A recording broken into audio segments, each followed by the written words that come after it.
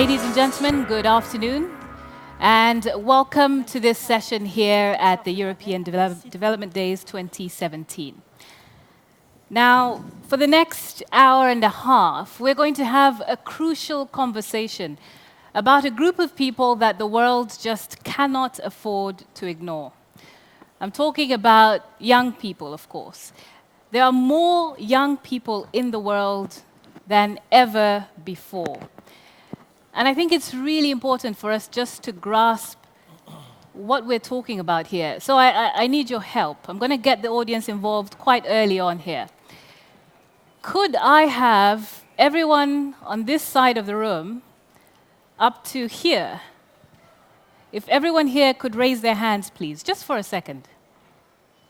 Thank you. Now, if you look around, let's imagine this is the entire world. The people with their hands raised would be the number of young people in the world. Thank you so much. You can put your hands down. My math is probably bad, but 42%. Was that 42% of the room? Hopefully. But 42% of people in the world today are under the age of, guess what? Any guesses? 25. What a smart audience. You've got your work cut out for you, my panel. 42% of people in the world are under the age of 25. So it's a very young population. I come from Uganda, which is the youngest country in the world. In Uganda, 77% of people are under the age of 30. At the risk of revealing my age, I'm ancient in my home country. So a young population brings a lot of promise, but it also brings challenges. Many young people in the world today feel that they don't have access to opportunities as they'd like, and they don't have access to civic engagement as much as they would like. And we have seen the effects that this can have. When people feel marginalized, when people feel left behind, they resort to doing things that are dangerous for society and for the world as a whole. So how do we make sure that these young people are not left behind? Well, that's what we're going to be talking about today. And I've got a fantastic panel to discuss that with. I'm going to introduce them just now, but I'd like to remind you that you can tweet this conversation and get involved on Twitter. Our hashtag is EDD17. So to introduce my panel, today we have with us Tibor Navracic, who is the European Commissioner for Education, Health, for Education, Culture, Youth and Sport. Thank you so much for making the time to be here today. We also have Sidi Tiemoko Toure, who is the Minister for the Promotion of Youth, Youth Employment and Civic Service, and he's come all the way from Côte d'Ivoire. Thank you very much for coming today.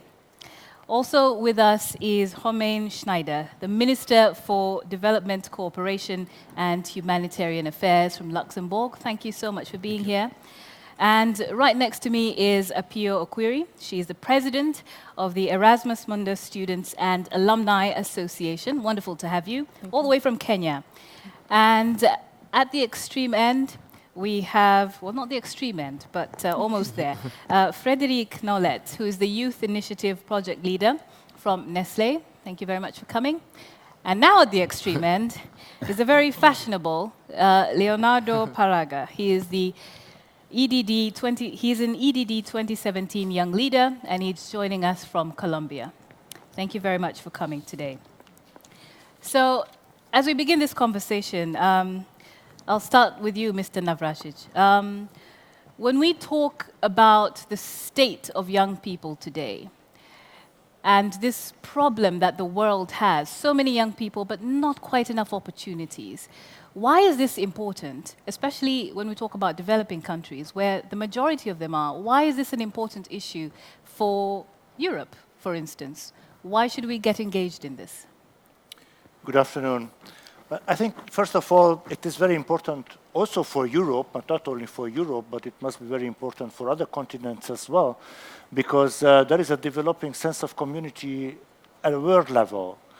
That means that we are just realizing that natural disasters, but also societal disasters, can penetrate each other's societies, can undermine the stability of different societies, different communities. And that's why I think we have a shared responsibility for the globe as a whole. Africa is the youngest continent. Of course, has a great opportunity, huge perspectives, but also if we do something wrong, there might be very severe problems as well and challenges as well.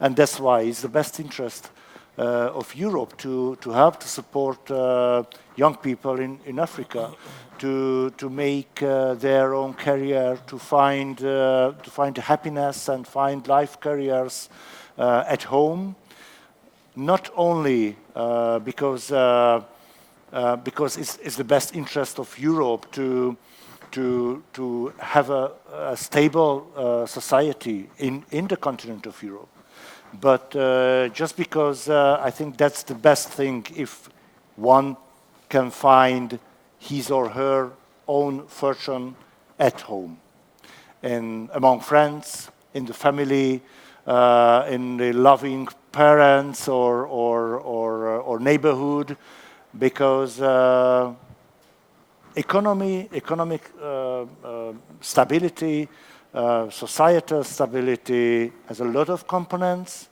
but I'm sure that happiness, personal happiness, and personal prosperity is one of the most essential elements. And that's something we need to remember, isn't it? When we look at big picture things, it comes down to that small picture. Does a person feel happy? Do they have a good home? Exactly. And all these problems that the world faces now, whether it's migration, whether it's extremism, has something to do with that, doesn't it? Exactly. And we have some few policy instruments, but what we at our disposal, we would like to use to make the people in Africa happier and more successful.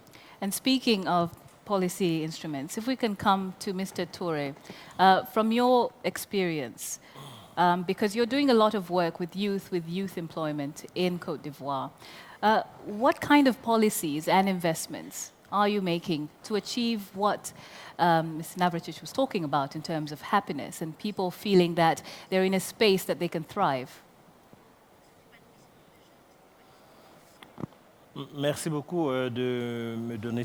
Thank you very much for giving me this opportunity to talk about a different perspective or a different viewpoint from the perspective of Côte d'Ivoire.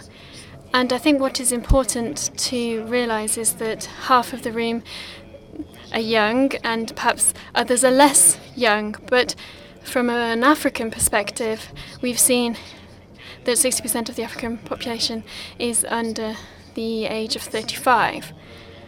More particularly in Côte d'Ivoire, that's even higher as a proportion. We've got a population of 23 million inhabitants, and 77.7% are under the age of 35. So therefore we've got a huge amount of young people in our country. That's the reality. And irrespective of this statistical approach, I think if you see this as a whole, the head of state decided to create a ministry that was specially dedicated to youth issues, and I have the honour of heading that up. I'm the Minister for the Promotion of Youth Employment and Civic Service.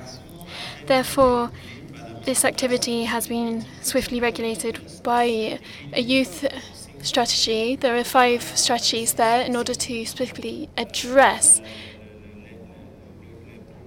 these problems that young people face. The first approach is trying to empower young people. So that's a strategy for the empowerment of young people. There's a strategy to have youth promotion, also for civic service, that's another strategy, and a strategy for insertion and youth employment, without forgetting the fact, of course, that young people are found in all sectors of civil society. Therefore, we need to find the right policies to address them all. That's the institutional approach, but we also need to look how we can address youth issues and how this is structured in Côte d'Ivoire, and how that allows us to address all the different problems that young people face. A succinct strategy and a clear one. If I come to you, Mr. Schneider, when we talk about development, what part does this play when looking at young people? does ignoring their needs hinder the progress in a way? Bon, pour moi, c'est très très important. For me, it's extremely important. It's very important to have a lot of young people here in the room. I think that shows the great interest, but also the passion that they have as well to try to meet those objectives and look towards 2030 and the Sustainable Development Goals.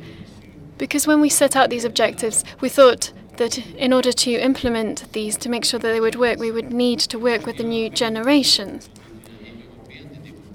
There's also the European Year for Development, where we worked together on this. The topic was Our World, Our Dignity, Our Future. Effectivement. And that, of course, it's the youth. They are our future, and we need to look at that as part of the 2030 agenda in order to find a better world, one with peace and security, but also offering prospects to young people. That's really the key word as part of development policy. We want to invest 1% of GDP, especially with priorities for young people, looking at health, of course, but especially basic education, and also going beyond that to secondary education and professional training. Professional training that also needs to match up with the needs of the private sector so that it can boost the economies that are growing in those countries, but also that make sure that we have skilled young people that can fill those vacant positions in the sectors that are emerging at the moment in developing countries. Therefore, I think these are the prospects that we need to provide to these young people in order to address problems like immigration and migration. If we make sure that young people can be skilled, have the right qualifications, well, they will stay in their country if they can find a decent job and that social protection there for themselves, for their families, for the whole region. Therefore, I think that needs to be the basis that we work on, and I think it stems from this morning's discussion as well, trying to work together between the public sector and the private sector and civil society and NGOs as well, involving everybody and having direct links with young people. So, of course, I'd like to thank all those young people who are here. They bear witness to the interest and they can express their will, their desires in order to build this better world. Therefore, we need to find the means to do so. We need to invest more public money in young people. Let's hear from you, Apio, because on the ground, working with young people and seeing what kind of challenges they have. Tell us a bit about that. What kind of challenges are young people facing? Basically, currently, the young people are a very vigorous group. And the people who know what they want. And one thing I always say is the young people are looking for opportunities, but not for approval. They know what they want. What they need is just an opportunity to be given the chance to do that. Now, one most important thing that happens is when you change people's mindset. How do you change people's mindset? Our education system, especially in Africa, is still a little bit behind. And when you look at what is taking place in the landscape right now is people need to change how they're doing things. Our education system is still a little bit behind, and so we need to find a way to change our education system to enhance the youth to be more entrepreneurial. And how do we change this? One important thing that I always say is we need to have our young people moving. I moved, I've done my mobility. Students need to move. We need to have educational mobility. This, in essence, changes happen in classroom. But the most effective change that happens is when you see something yourself and you're able to internalize it and be able to say that, okay, yes, this works, this doesn't work, but then how do I superimpose it in a certain context? Now, our students need to move from each and every country. We need to enhance our ministers, how to ensure that we come up with policies that enable students to move from one country to the other so that they can be able to see how can we make the African continent work for us. Okay? The youth do not want to work for somebody else. They want to create their own jobs. How do we then create a space for them to be able to do this? So you've talked about moving, but Yes. isn't it important for them to have those opportunities where they are, at home? Yes. Moving does not mean that somebody moves forever. Actually, what happens when somebody starts moving, they actually know what is important for them, and they're able to make an internalized choice to do that. When somebody moves, they become more of the mindset changes. And we literally in Africa, we need cross-country kind of solutions to our problem. One problem that happens in West Africa, as the minister is from there, is the same kind of problem that happens in Eastern Africa. So when the students move from Kenya and they move to Ivory Coast, they're able to see that this same problem that maybe exists, there is already policy in place that is able to sort that out. And so people don't live in despair and they don't feel like it's impossible to do something. Now, when somebody moves, the mindset becomes international. And we are breaking down the physical boundaries, okay? Yes, we have our boundaries as countries, but the physical boundaries go because your thinking and your ideology no longer just within your comfort zone. And the thing that needs to happen with our youth is we need to get out of our comfort zone. Our youth population is burgeoning, and how do we get them out of that? Is that which is good, it's okay, but it's not the best. That which is bad, it's not terrible. It's something that you can work out. So mobility, for me, is the one most important thing that we really need to include in our education system. Okay. Yeah. Frederic, let's hear from you. Apio is talking about mobility. She's talking about moving. She says young people do have the passion, they just don't find the opportunities. But there's often a disconnect, isn't there, between what's taught in school and what an employer needs. Nestle is trying to do something about that. Tell us a bit about that. Thank you. First, thank you for inviting me here, because I believe it's very important that we bring together government, education sector, young people to really work together, because this is how we have been proceeded at Nestle. At Nestle, actually, we have a long tradition of hiring and training young people. But back in 2013, actually in Europe, when the level of youth unemployment was really high, reaching 25%, we believed that we could do more. And we believe that the private sector had a role to play. So we decided to launch an initiative that is called Nestle Needs Youth in 2014, where we committed that we will hire more young people, that we will provide more opportunities of traineeship and apprenticeship, because we also strongly believe, being a Swiss company where the level of youth unemployment was low, that apprenticeship was a great way to bridge the gap between the education sector and the business need, because young people can go to school and then they can apply directly at work. And this is something that we are promoting a lot and developing a lot, because we believe this is great. We need to kind of reimagine what people believe about apprenticeship. We need to also increase the level of apprenticeship. And this is something that we have been doing. We have signed up to the European Alliance for Apprenticeship. We have reintroduced apprenticeship in Eastern European countries. And based on the success of our initiative in Europe, we have launched last year, actually, the initiative worldwide. We made a commitment for Africa that in 3 years' time, we will offer 3,000 apprenticeship and traineeship positions to young people. And we just launched, actually, last week, the Alliance for Youth, which is led by us, but it's a kind of association of business company. We are more than 200 in Europe to really...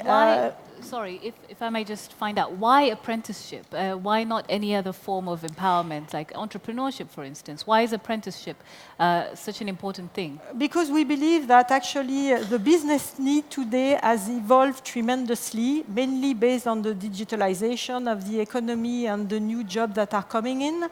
And there is very often a gap between the education sector that has remained a bit traditional, I would say, where you teach young people, but actually they know already what you have been taught because they go on internet themselves. Right. So the teacher needs also to find new ways to engage with young people based on what is available for them today that was not available 20 years ago. Yes. So this is a big change in the way the education sector needs to move. And on our side, we believe, and we have access to young people when they come to our factories, for instance, they believe it's the old way of working in a factory, which is not. So when they discover that actually a company that is making food product is not about having blood in the factory, but it's all computerized, and you work not getting together. your fingers cut off. It's totally different. So then they discover that the job that we can offer are actually more interesting than what they thought. So, but it's important that they come in and they do that at earlier stage, because otherwise, in many countries, we've noticed that the young people, they have a master degree, but no real connection to the world of work. And actually, they don't know what to do with this master degree. So we believe that by having access to the reality of the work in the companies at earlier stage, really motivate them much more than purely going without having a real understanding of how this is working in a company. Leonardo, tell us about that, your experience in Colombia. Does it sound like what Frederic is describing, that there is a disconnect between what's available to do and what's being taught and what opportunities are being given? As I'm sitting here, it seems that I'm alone, but actually I'm not alone. I'm supported by the more than 3,000 voices of young people who were killed by the Colombian government in the false positive scandals. I'm also supported by the voices of the marginalized people who are never heard by the government and never get a seat at the decision-making table. And I think the conversation needs to change a little bit. We don't need to think about the kind of skills that young people need to be able to feel empowered and develop. But we need to think about the skills that politicians and decision makers need when they engage with empowering young people. And I believe the first skill that they need is to start to take us into account. We are not part of this conversation, and if we are left behind, it's impossible to really create a dialogue where we can develop the skills that we actually need. And in Colombia, the situation is a little bit different. Currently, the Global Entrepreneurship Monitor said that we are one of the most entrepreneurial countries in the world. And we are no longer being job seekers. We are job creators. And we are not waiting for chances to come to us, but we go out and create these chances. Traditional 9-to-5 jobs are not fulfilling the kind of needs that we have. We need to have purpose. We need to have something that makes us feel that our time is used in meaningful ways. So in that sense, I believe that we need to give people the chance to feel empowered by giving them not traditional jobs, but offering them the chance to tackle big challenges. For example, the Sustainable Development Goals, and give them full support. This way, I believe, we can actually provide back not only some jobs to other people and innovation, but we can actually provide a solution to the most crucial goals that our communities are facing. And we are the generation that is going to make poverty history. Wow. Well, we'll hold you to that. Mr. Navracsics, listening to this young leader sit here and say, we and the 3,000 people supporting me don't feel heard, don't feel listened to. Where do you feel, as someone with so much power and influence, what is your role in making sure that people like Leonardo are heard? Well, it's very difficult because it's almost a mission impossible. Because I think the biggest problem for education policy and education institutions that the criteria for them is, properly speaking, to educate whole personalities, empower citizens, giving them the citizenship education, but at the same time empowering as job creators or job seekers, as actors on the labor market. Absolutely different aspects of of the human life. And that's why I think the composition of my portfolio is a very fortunate one, because it brings together some of the important aspects of the development of young people: education, culture, and sport. Just because these parts are probably the most essential part of an early community life, or for a young personality to develop. And if we take education into account not only as schools, as a network of schools, but also as the agents and fora of non-formal and informal education, what we are talking about is a favorable social environment. So I think what we can help to create a more favorable social environment. I would say that more support, more help from the adult society to the young people's society in every aspect, because that's the big dilemma of the youth policy. Is it a separate, distinct policy, or it's a cross-cutting responsibility in all the other policy fields? So do we have to mainstream other policies and put the youth element in every policies, or we have to develop a distinct logic of the youth policy? I would vote for the former one. Can you give us an example of, just a concrete example of how that would work? For instance, it could be the labor policy as well.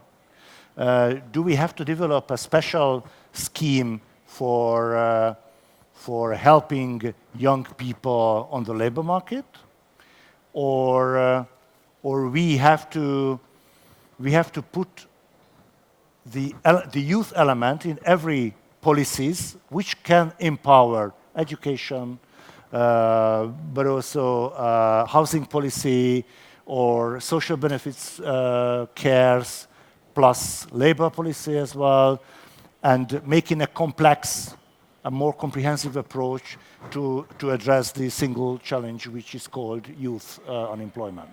And that's quite an interesting perspective that I'd like to put to you, Apio, because you've spoken and you're quite passionate about this education aspect.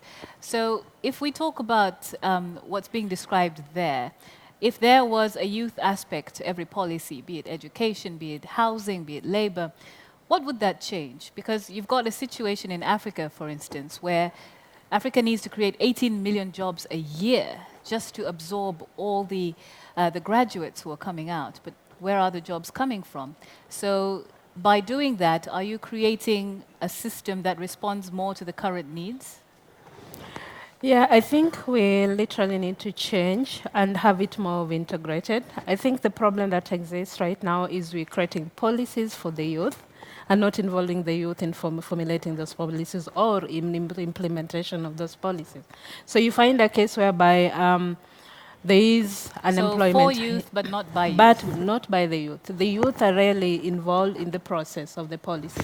They're rarely involved in checking up on the policy. Is it really working as it is? So you find you're creating some kind of distinct, yet it's supposed to be integrated.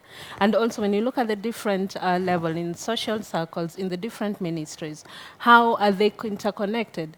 Because we have this situation whereby we take, for instance, in the education ministry, you have a policy, but it's the same kind of students, the same kind of people who are going through that education policy. And they're the same kind of people you expect to be entrepreneurial. They're the same kind of people you expect them tomorrow to be able to do something different. Now, I will only just add on to that. The other thing that is happening is that we're not including the youth in leadership positions. So when you say we are not, who are you talking about? Basically, coming from Africa, basically when you look at the policies in our countries, is, as I've mentioned before, they're distinct. Okay, so it is for the youth. There's no jobs, so let's get a grant for the youth, so that the youth can be offered some grants.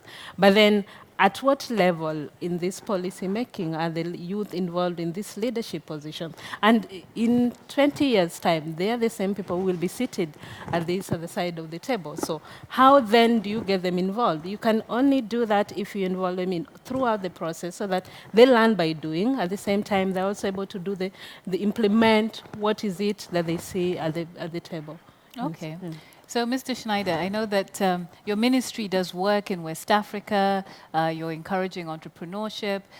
These policy discussions we're talking about, how do you involve youth into your work and make sure that their voice is being heard and their challenges are actually being addressed? Bon, si vous parlez effectivement.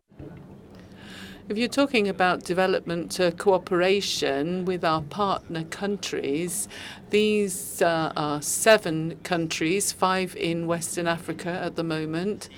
Just focusing on those for now, I can say that we are working through cooperation programs aligned to national programs. Now, these national programs contain aspects related to economic and social growth, naturally based on economic growth on the one hand, and on the other hand, in finding people who have been trained and can participate in the growing economy. So since the very outset, our development cooperation has been investing in health projects. Health is very important, so that's a question of meeting the needs of women and girls, 50% of the population. We want to provide them with all the information and the guidance that they need, not only to get basic schooling, but secondary schooling as well, so that they can get the education, get the training they need, to give them an opportunity to participate in the economic world. 50% of the young people we're talking about are girls, and we're trying to work for girls through these programs. Other programs that are based in education, both infrastructure and software, that is to say, basic education programs and vocational training programs, so that young people get the training they need to find the jobs that they need in various different African countries, such as Cap Verde, where we're working. We've got people getting training to work in catering. Young people, we're giving them the opportunity to get a job straight away after their training. So that is a great way that we're working, and I think the experience that we have had in involving the needs, the desires of young people was in the European Development Year under our presidency of the Council of the European Union, and we created a program together alongside young people, saying thanks to Agenda 2030, we have a global responsibility. It's a responsibility for everybody and for every country, and this responsibility is going to be easier for some young people, the ones living in developed countries rather than those in the undeveloped countries. So we want the opportunity to be available across the board so that young people can so that we can work in a better world, social world, where we care for the environment. And this is what young people want to do, and we want to support them in bringing that about in the years to come. Let's bring you in, Mr. Toure, and just talk a little bit about your experience in Ivory Coast. Leonardo talked about young people, especially not feeling like they're involved in the democratic process, in civic engagement. What is your country doing to make sure that young people feel that they're more a part of that conversation? Laissez-moi commencer. Let me start off by telling you a couple of stories. First of all, an observation made to me by a young person just when I was becoming a minister for young people. This young guy said to me, "Minister, in all the we keep hearing that young people are the future of our country. And the young people were a bit fed up of being the future. They said, he was saying, we want to be the present. We don't want to be the future. And that really struck me. And I've incorporated that into my work. And the second story is that, unfortunately, from an institutional point of view, in some of our African countries, if we talk about the Ministry of Youth, it's always connected with sport. And from that point of view,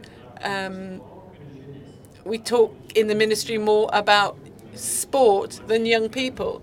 But young people have other issues. It's not just all about sport and leisure time. So having noticed this, along with the head of the government, we decided to create a new profile for the ministry. So we've got a national council for young people that can make an active contribution. So that's young people themselves in that panel, and they can get involved. Also, we're working on the protection of young people, because we're living in a globalized world, and we have a lot of campaigns for changing behavior. Another important point on civic engagement, we have some programs in place helping young people through community neighborhood campaigns. So these are community initiatives designed to help young people not get into radicalisation and extremism. So that's another thing we're doing. And then on employment and inclusion, many young people are seeking jobs, and so we've got a public employment service providing programs, working with young people in rural areas, whether they have qualifications or not, and approaching these young people with specific programs. So in that way, we hope in Côte d'Ivoire we are addressing the needs of young people. It's all very interesting. I like what you said about young people being told that they're the future and getting fed up of it and saying we want to be the present. Leonardo, what do you feel about that? Do you feel that young people are often looked at as, yes, you're the future, but just wait until you get there. This is not for you now. Yeah, I mean, I feel you made a really strong point there, because I ask myself how many politicians in decision-making stages are willing to give their position to young people who are also equally qualified. And I would like them to raise their hand if there are some here. And Any takers? yeah, so Okay, so a couple. I just saw two hands. We'll take your names and occupations in the back. So in a way that shows that even if young people are amazing, they are really creative, they are really innovative, they can bring about real change to our communities, to our countries. We just remain part of a speech. We are not really part of an actual agenda. We are not being consulted for the big decisions that are going to affect our future. For example, today the consensus on development was signed here at the European Development Days. However, for example, entrepreneurship is one of these topics that young people is really concerned about, and they want to take the leading roles by giving themselves their own employment, adapted to their own capabilities. However, when I was having a look at it, I didn't see any section particularly addressed at the theme of entrepreneurship. And beneath one of the main issues that concern young people, I wonder how many were consulted when this consensus was created. And in a sense, I feel that it's nice to have as a part of the conversation young people and to say that we are the future, that we are the present. But more than that, we need concrete actions and an implementation that really shows that that's a vision and a commitment from the different governments and nations. So it can't just be words anymore, it has to be actions. Well, Frederic, you are taking some action when it comes to apprenticeship and trying to actually get hands-on skills. From your perspective, when we talk about developing nations, is there a bit of sometimes a misprioritization? Because you've talked about degree holders, master's degree holders not being able to find jobs. So for instance, many of these countries are very agricultural. Should there be maybe more of an emphasis on something to do with agriculture than with learning how to sit in an office and type? Do you feel that that needs to be reconfigured in some way from a business perspective and what you're looking for as a business? But at Nestle, I don't think so, because we are very decentralized and we operate in a very decentralized way. We are present in all the countries and we try to be very close to the communities. And indeed, in the past, and we are still doing it, we are training farmers, to produce better milk. So this is something that we have been doing a lot and we continue to do. So I don't think for us this is something that we have moved away from. But we really try to adapt to the skills and increase the skills locally where it makes sense, because we strongly believe that this is where the work needs to happen, and this is indeed where the young people needs to stay, because if you want to continue to do your business, you need young people to operate in their country and not be attracted by the country where they could have those master degrees. So we are pushing and working locally to do that. But coming back to what Leonardo was saying, I think, for instance, one of the things that where we have really used the skill of young people is around digital skills. Because in the companies where you have the senior team that is leading the company, we were totally out of the game. So we brought a lot of young people within the company and really realized that they were much more qualified than any of our senior leaders. So for instance, we have developed a reverse mentoring program. So meaning that young people joining the company, they are mentoring senior leaders from our company on, how to have to manage a Twitter account, being on LinkedIn and all that. And this was a kind of revolution, because in our company, the senior leader were not used to young people talking to them in a very informal way and challenging them, because usually the more you grow in the organization, the more you are disconnecting from the reality. Right. So that was something that we have developed in one country and then spread in all over, because I believe this is where they have a huge strength. And this has really helped us to really think differently. And I can tell you, not everybody was really happy, by the way, because some at the beginning didn't want to show that they were unable to do anything on their computer. They were used to have an assistant doing this for them and all that. So you need to be very close to the young people locally and see where they are strong at and what is the economy also willing to move. Talking about entrepreneurship, I would say this is not our strength, because we are a big company, but we are now working also with startups much more than before, because we believe that they really bring a new way of looking at things, and they challenge us in a positive way, because suddenly you discover that there are a lot of new things to do that you would not have done with our management team, whose average age might be 45 and above. So. Right. I'm going to come to you, Mr. Navracic, in just a moment, but I'd like to let you know that I'll be coming for questions and comments, so think about what you'd like to put to the panel in just a bit. But Frederic, I think, has raised a very important point. When we talk about how the world is changing, digitization, Snapchat. How many people are on Snapchat here? Okay, a couple. But Snapchat, Twitter, that's sort of where we're headed.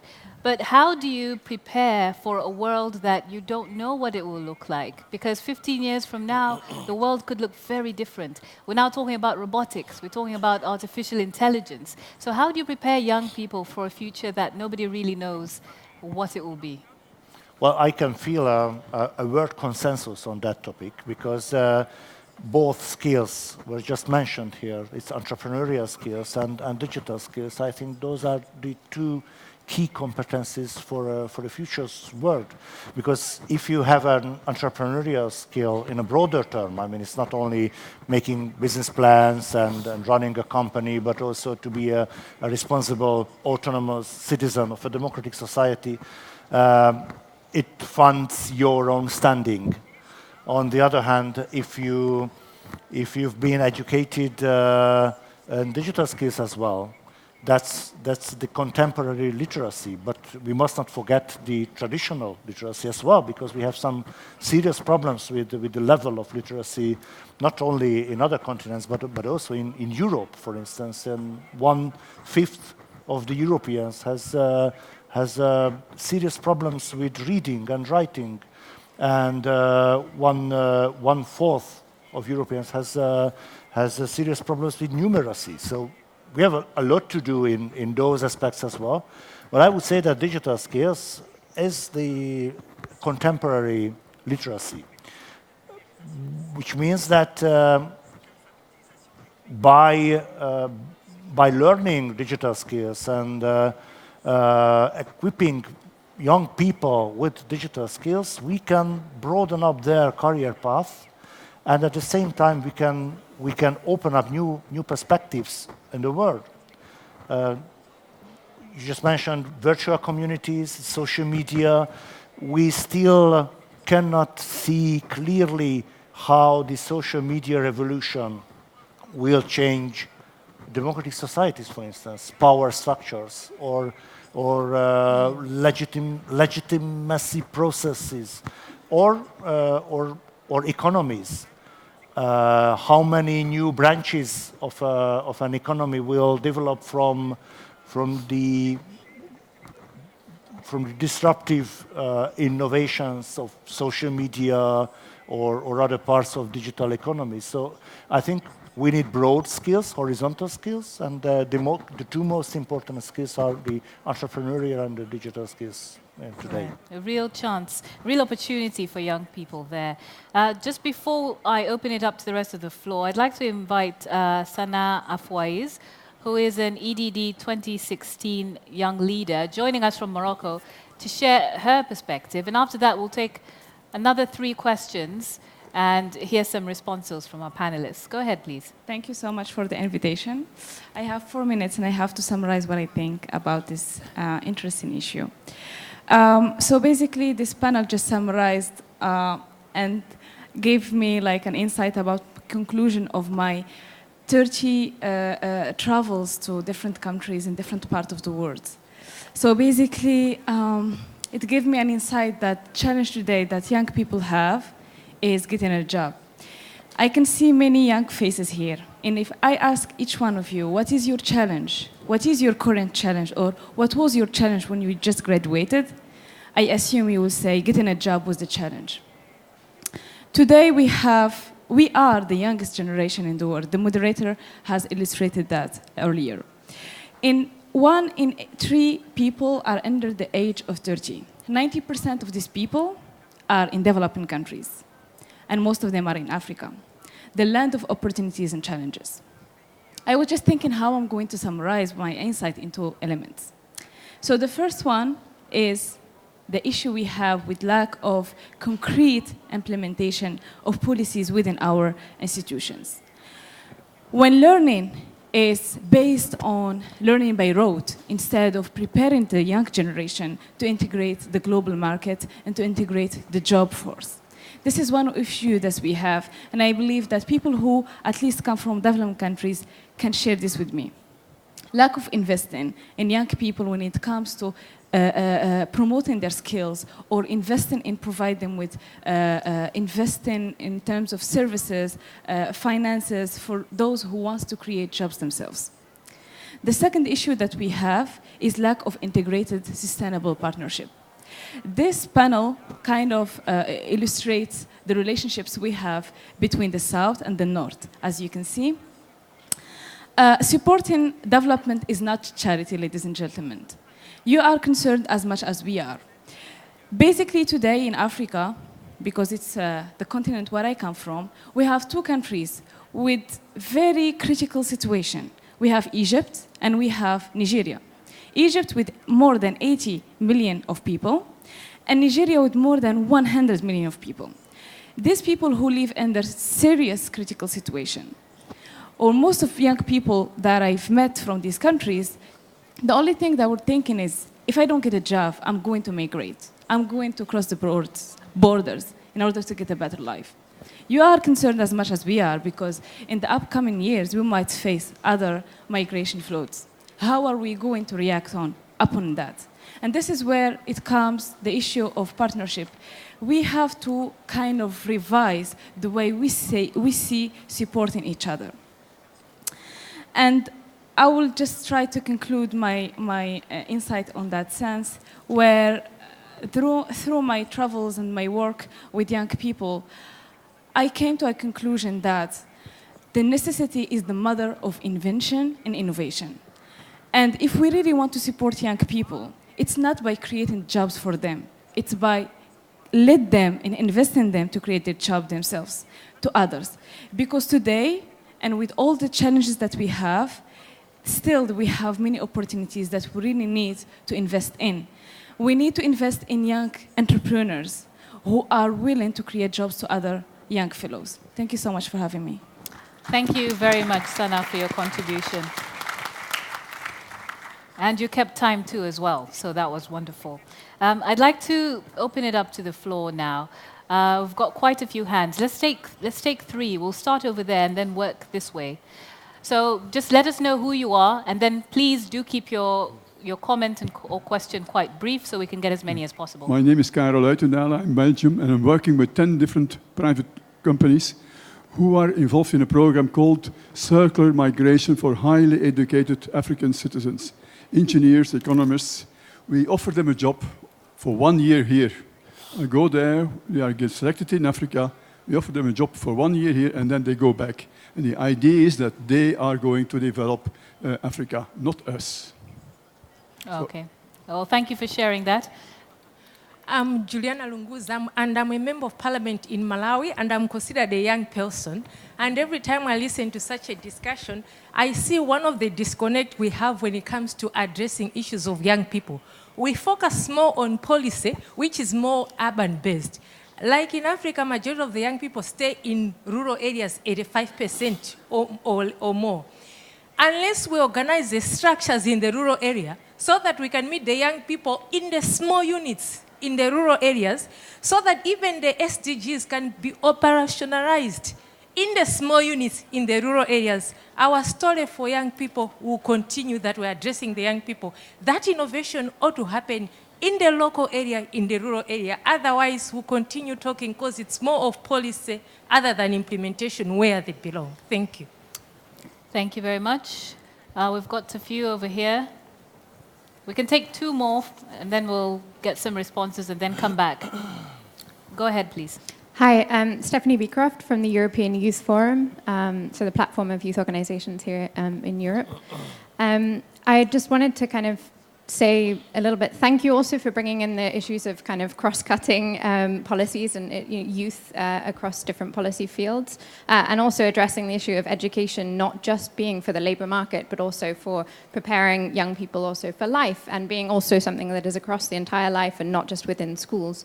But coming back to the cross-cutting aspect, I think the things that have been discussed here in relation to participation is therefore even more key. If we're not just looking at youth policy, but looking at youth across all policy areas, then how are young people participating in that policy process becomes even more important when it's not just kind of one policy process, but policies across. I think that's really important for sustainable development for the 2030 agenda, to have youth across different policy fields and to have that participation of young people. So through national youth councils, for example, through kind of youth organizations and through representatives of young people, ensuring that young people are not just seen as actors of the labor market, but actually citizens of the present, as we said, not just the future. Which would bring me also to a question in relation to youth political participation. I think in terms of representation and political participation of young people. A quick question? Yeah, if less than 2% of parliamentarians across the world are under the age of 30, what can be done to kind of stimulate more youth political participation and ensure through that, perhaps, that youth is more present also in politics, in policy making, and in kind of, in the participation across democratic life in order to empower young people more. Thank you. Thank you. One more, and then we'll come to the panel. Yeah, my name is Maximo from Spain, and I would like to bring the hard question of economic inequality as a barrier of opportunities for young people. So we've been talking about apprenticeships and internships, but a lot of times, at least in Spain, you have to work, these are unpaid internships or with really low salaries, and you need the support of your parents. So for example, how can young people that do not come from wealthy families undergo these internships? For example, I have friends that want to work in the UN, but then they go and do unpaid internships in New York. How can you pay for your life in New York in an unpaid internship? I myself have been accepted at the College of Europe in Bruges for next year, but I'm waiting for scholarships, because how can I pay for 24,000 euros without the support of my parents that cannot pay for it? So how can we overcome these economic inequalities to empower young people? And in addition, what do you think about potentially implementing a basic income guarantee on a European level? Thank you. Okay, I'll start by asking if there's anyone who wants to respond to a specific question. Go ahead. I would like to answer the question regarding political participation. I believe sometimes the political framework is constructed in such way that people cannot participate. For example, where I come from, in Colombia, the Constitution says that you can only participate and run for the office when you're 25 or older. That already limits the number of young people who can access these kind of positions. And in that sense... But are there other ways that they can participate that may not be running for office, but within Sure, the system? exactly. So in traditional politics, one way will be to run for office, but sometimes it's legally difficult to do that. However, I feel another way of political participation can be social entrepreneurship. So when people notice some of the challenges that they see in their countries and start to act upon them. I'll give you a concrete example. In Colombia, we were having the peace referendum just recently, and it lost by a slim number.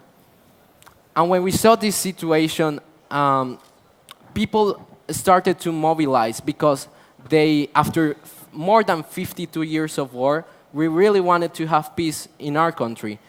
And we start marching, we start camping in the center of the main square in Colombia. The president even went there. And all this pressure coming from different sides that young people was exerting, it was a great way to mobilize. Nowadays, we're running a campaign called Letters for the Reconciliation. We're bringing together ex-combatants from FARC and civil society to engage in a reconciliation dialogue and see each other not as labels, but as human beings, as people that are equal. So in that sense, when you see some problems in your community and you start to act upon them, you can also generate some political change. It might not be that you are the decision maker, but then the decision maker is influenced by how you act. That's very interesting, and I think it also echoes what Mr. Navracic was saying about the structures, the power structures really changing. Mr. Schneider, you wanted to jump in. Oui, je voulais faire quelques réactions sur ces... I just wanted to react to some of the ideas in some of the projects that I've mentioned. Well, we designed that project, we were thinking about what are we creating and what can we create and have training for that becomes a snowball, with that snowball effect. And it's something that's very important. And I think the second reaction then is to say that we need to not only look at young people and the capital of that population, but you also need to get out into different regions as well and leave no one behind. We need to go beyond just the cities. We need to look at everyone in different regions and different countries as well.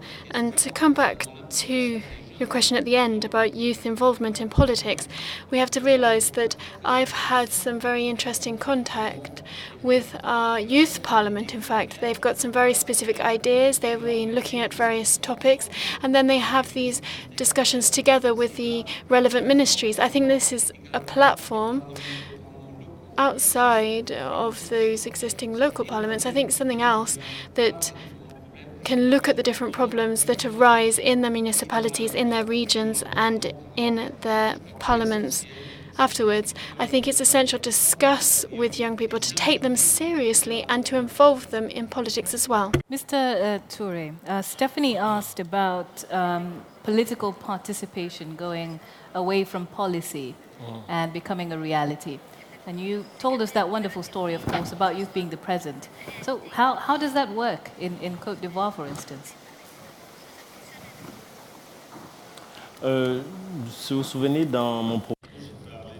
When I started to speak, I talked about the strategy to empower young people and the tools that we have developed. There's a youth council, for instance, as part of this strategy. Now, have you seen numbers rise? Have you seen participation rise? Are there success stories that you can share with us, or is it another policy? Non, ce que je veux juste... Now, what I wanted to say as regards the Youth Council is that it is a tool that young people have established themselves. They've brought together all of the different youth movements and associations in Côte d'Ivoire. They're participating at local level right up to national level in all of the different issues that affect them. That's the first point for youth empowerment as part of politics. Now, the second aspect is relating to the policies for insertion or participation of young people in politics and elections. And I think we can generally see in different countries that young people are often used as ways of mobilizing certain elements of political parties or to take formal positions in parties or for elections, but you often forget them when you actually get down to business. Therefore, it's a struggle that we are trying to counter. But to pick up on another point that was mentioned, one of migration. Now, the general argument that's put forward for young people in migration and the reasons they move is that they don't have jobs. That might be true, but it's not always the case. You have young people that in different countries want to have an adventure. Perhaps migration is a way of moving away as an adventure. Maybe they will find a job abroad, but they think it might be by seeking their fortune elsewhere that they want to make the move. And you just have to make them realize that what they're seeking abroad is also available in their own country. And everything that they might be looking for is already available in their own country. They don't necessarily have to go to Europe or elsewhere. We need communication surrounding that. And it's not just employment that encourages people to leave. That mindset, very important. I will take a few questions. I think the only unanswered one was from Maximo about inequalities. Does anyone want to very quickly respond to that? Yes, Apio? Yeah, I just wanted to say that it's really important to recognize the youth networks, because I think what is missing, especially what she said in terms of when you go to the local level, all these policy things don't really make a difference. And when, as policymakers, you recognize youth networks, you then can be able to support the different levels that exist, as the minister said, from the local level. And this, in essence, helps in two ways. Also helps in political participation, because as Eduardo can attest to it, it's just being in part of that organization and being a leader means that you've really gone through the process, been tested by your members and being chosen to lead that organization. So if we can be able to support the youth networks and then provide provide support from the ground level so that there is a growing structure at the national level, at the continental level, whereby all these things come together, and then we can also try to help in way of being represented at the lower level. And then the youth can also be able to know that there is this XY policy that exists that is not nice, and they can be able also to make use. Yes, so grassroots, very important. Okay, let's quickly take a few comments. Maybe just to, I would like to just answer the question about the paid internship and apprenticeship. Just to clarify that indeed we pay all our apprentices and trainees, and I fully support that each work should deserve a salary. So this is something that we strongly push also as much as we can, because we do it. We do have some labor mobility also internship abroad, where we pay also for the lodging and for the language and all that. But I fully agree with you. This is not a practice we promote, that's for sure. Because so maybe that's where policy needs to get involved, yes, where companies cannot take advantage of young people in that way. Let's quickly go to the questions. Yes, your name. Sorry, we'll start at back and then come here. Your name and your question very quickly, please. So my name is Claudia, and with my two mates here, we try to launch our own startups, social venture here in Belgium. And so my question is for Leonardo. That we would like to know more about the situation of young entrepreneurs in Colombia. If you can give us some insights of the reality and the challenge that young people are facing there. Thank you. There was another one here, quickly, yes? Hi, Hayden Taylor from the Unlock Enterprise Academy in the UK. Kind of linking on from that question, what role do we think our education system, our schools and colleges should play in creating those future entrepreneurs, those young people that can deal with issues and create entrepreneurial solutions to them? So what role should education play in that? Okay. All right, there's one there. Thank you. Esther Astin, I work for Save the Children, and I think you might guess the question or comment I'm going to make. What I'm missing in the discussion today, and I think both the Minister and the Commissioner touched a bit on that, is the earlier investment too. Because I think the youth and the adult they are going to become is highly impacted by the child you've been. And I look at my own story, and I think the adult that I'm today is being very influenced by educational opportunities, internship opportunities, and other things that I had from earlier days. So a comment that we have a much more comprehensive view about young people. They are not just young adults. We have teenagers, we have young kids.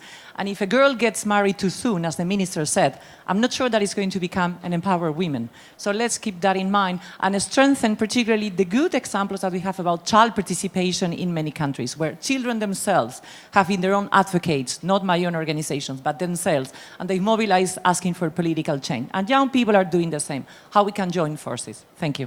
Thank you for that point. I think we'll have time for just one more. There was, yes, someone over here. Hi, I'm Caroline Rose from Lumos. I just wanted to raise the question of typically excluded groups, like the kind of young people who have a lot to offer but don't, but face additional barriers in taking part in the labour market, for example. I'm thinking of young people with disabilities, or young people, for example, leaving institutions, leaving orphanages, who haven't had the same educational opportunities and who lack the parental support networks that other young people have. Thank you. Thank you. All right. Who'd like to go first? Okay, I'll pick. Leonardo again. Okay, you can answer that question that was directed at you about entrepreneurs in Colombia. I think there are two questions that are pretty connected. The one about the role that education plays in building entrepreneurs. So we come from an education system that is made to let people find use convergent solutions. So only when you reach a solution when 2 + 2 gets 4, you're doing it right. And we are just into this kind of thinking where there's just one possibility. And when you only see one possibility, you start to limit ourselves, all the solutions that you can give. In that sense, I believe that an education based more in creativity and innovation, where you can find convergent thinking, where you can see how different areas can be mixed. For example, engineering with the arts, it's a really great way to enhance this potential that young people have to start bringing their own solution.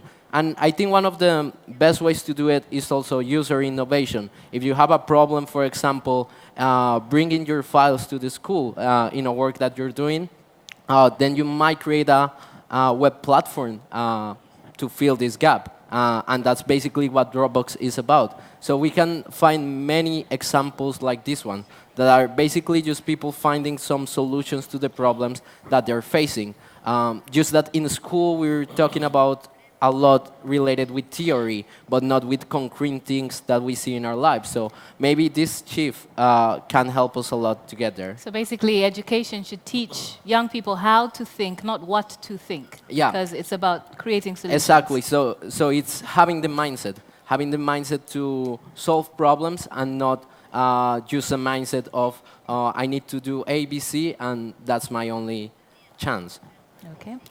Regarding quickly about the entrepreneurs. Yeah, regarding the other question, the situation in Colombia is basically that we don't have that much support from a political perspective. So we need to find our own resources to start being entrepreneurs.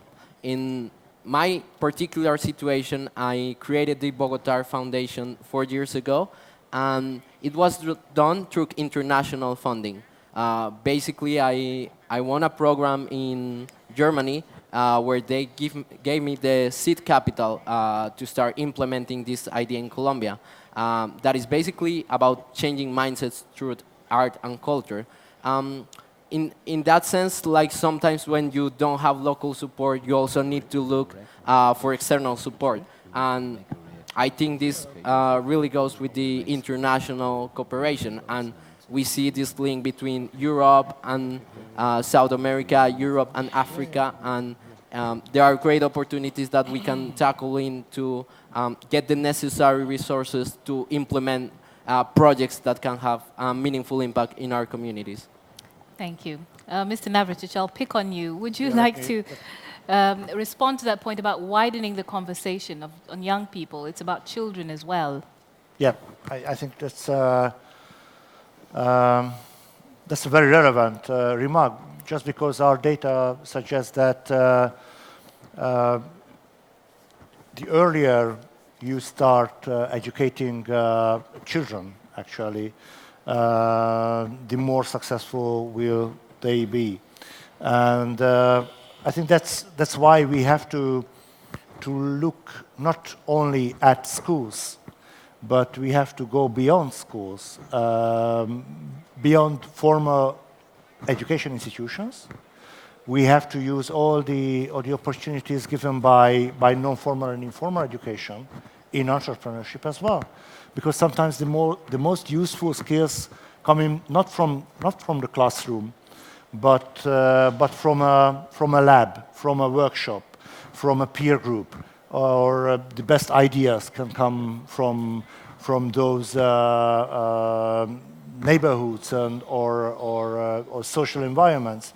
And that's why I would suggest that when we talk about it, when we think of education's role in developing and promoting entrepreneurship, let's go beyond schools and let's help those local NGOs, local groups who can run a lab, a social lab, a social enterprise, or a workshop, and can give the first experiences in entrepreneurship for children already.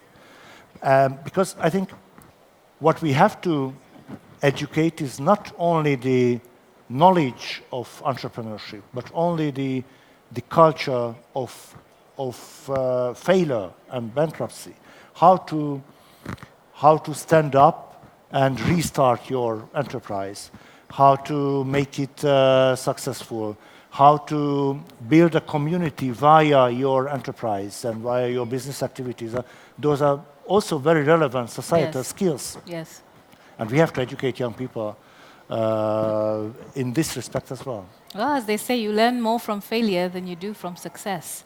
Yeah. We're going to wrap this up in just a little. I'm going to start with you, Apio. As we get some final thoughts, I want to ask each of you panelists one question.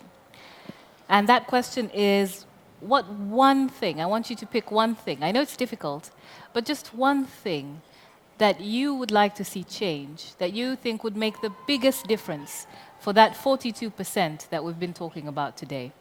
So that's one thing that you think will make the biggest difference for young people as we've had this conversation. So I'll start with you, Apio, but before you get there, I just want you to quickly respond to Caroline's comment about the people who are excluded, the people with disabilities, the people who come from different backgrounds. How do we go about making sure that they are looked after as well? I think the most important thing is, as it was mentioned before, looking at the youth in a prism, like one set of youth, they're all the same, you can always have one-stop solution. Does not really work. And for every development agenda to be able to work, everybody needs to be included. And that includes the people with disability, any kind of orientation, any kind of economic disparities that exist, these all have to be considered. Now, the most important thing is there has to be an equal platform for participation for every unique and kind of person that exists in the world. So if there is representation at any level, then you also have to consider what does the society, in your society where we are, who exists in the society, and everybody needs to have a say at the table. So that's one thing that I'll say. Another thing that I think it's always forgotten when you talk about the youth empowerment, and it was brought up by the lady from UNICEF, is we forget about gender equality. And in essence, in that way, if you don't, we don't find a way to bring the women, enable the women and the other genders in the community to be part and parcel of the participation, then you're also forgetting about how do we bring the children to the youth that we are now talking about. Because if you empower the mother, if you empower the girl child, then they're not going to be married earlier on, and they're not going to contribute to the population burgeoning as it is right now. So gender equality is also very, very, very pertinent, and equality in all aspects. We need to stop being an exclusive society, but we need to be more of an inclusive society. Okay. And your one thing, what's your one thing? Mobility. Education mobility, for me, it's key, because with education mobility is key, because you can do it at any stage, at the younger age, at the higher education level, and it just changes the way people think about what is the future that we want. And it's easier than just going to say that X and Y is happening in Europe, then we can do it in our country. But when somebody goes through educational mobility, they're learning, but they also be able to dissect that on their own and see what environment they are in and how they can be able to. And then just before I finish, I'll just use an example. In our Erasmus Mundus Alumni Association, it's a community of over 16,000 across the world. And we're seeing projects that are happening, for example, in Bangladesh. Now somebody in Africa is saying, oh, I can do the same thing, okay? And we're seeing there's a lady from Tanzania who's doing a project in Tanzania that looks at empowering the mothers, empowering the young girls, and somebody in Latin America is able to pick it up. So education mobility is key, and you have to ensure that the network continues prospering. All right. Thank you very much. Let's have your one thing. Oui, une seule chose est trop. Yes, I think one thing, well, finding one thing is difficult, but perhaps one sentence, which is a message. I think on the one hand, we need to once more realise that we're at the European Development Days. And I think what we need to bear in mind is that we need to do more for development aid for young people, and that is with the backdrop of education, professional training, and a framework of peace and security. More. Thank you very much for sharing that. And Mr. Navracic, what is your... And I know it's difficult, but if there could only be one thing, what is the most important thing that needs to happen, in your opinion? My one was already mentioned, actually, mobility. But if I have to choose another one, I would go for another one which is very close to mobility, that's twinning. Twinning schemes between schools, European and non-European schools, classes, peer groups are very important because it develops mutual tolerance, mutual understanding, It gives a better understanding of the different life circumstances. So I would go for training. Training. Thank you very much. So far we've had mobility, we've had training, we've had doing more. Let's hear from you, Mr. Toure. Merci beaucoup. Thank you very much. What I'd like young people to realize is that here,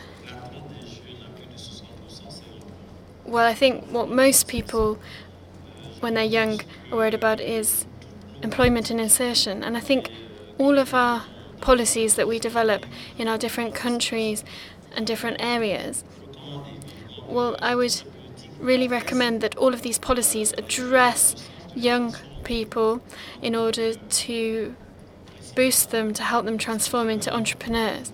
I think that's the real key word, because when you create an entrepreneur, they learn and they create jobs. Therefore, we need to create these entrepreneurs that then in turn create jobs, because they will certainly do that. So I think we need to bear that in mind, and we need to make sure that we are committed to that. Policies that address entrepreneurship.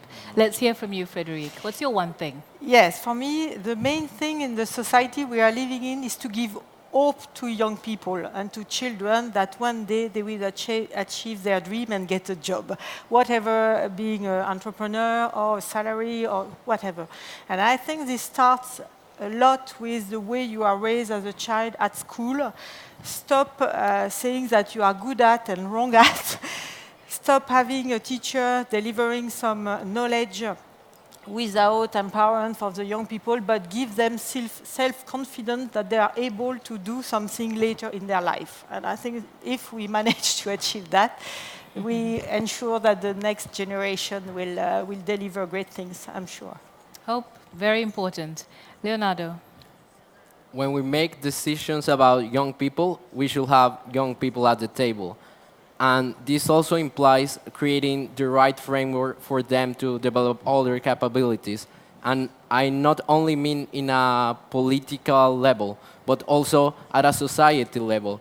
I'm not acknowledging that young people is capable of transforming society and not just postponing everything, saying in the future they'll do it, in the future they have the chances, but we have them now and we can start to do it from this very moment. This very moment. Thank you so much. A big thank you to all of our panelists. Let's give them a round of applause. They've done so well. And to you as well, thank you. Thank you so much for being such an attentive audience. I think it's quite clear that the core message here is actually young people are not the future.